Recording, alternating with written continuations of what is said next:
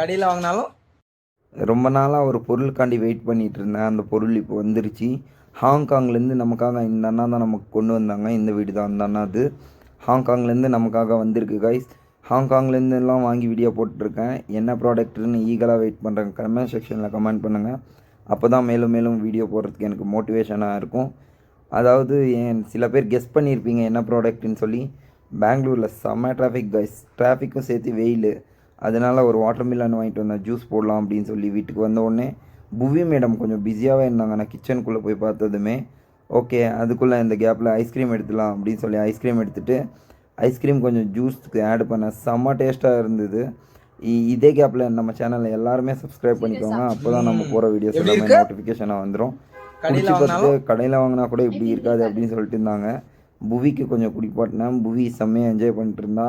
Juice காட்டி எல்லாருக்கும் hi சொன்னால் ஹாய் காய்ஸ். அப்புறம் வெளியே கூப்பிட்டு போகலான்னு நினச்சிட்டு இருந்தோம். ஓகே, வெளியே புவியும் அவங்க மம்மியும் அனுப்பி விட்டு நான் கோப்ரோக்கு வந்துட்டு மெமரி கார்டு வாங்க போயிருந்தேன். மெமரி கார்டே கிடைக்கல கைஸ். அதாவது இந்த வீடியோவில் எப்படி இருக்குன்னு பாருங்கள். இதுக்கு மேலே மோட்டோ விலாகிங்ஸும் நம்ம சேனலில் வரப்போகுது. ஃபஸ்ட்டுதேன்னு சொல்லி 2 பேரும் போய் ரோல் சாப்பிட்டோம். ரோல் சாப்பிட்டதும் வீட்டுக்கு வந்தோம். வீட்டுக்கு வந்து ஏதோ கொஞ்சம் வேலை இருந்துச்சு, அதெல்லாம் பார்த்து முடிச்சுட்டு தூங்க போயிட்டோம் கைஸ். Good night. நாளைக்கு வீடியோவில் பார்க்கலாம்.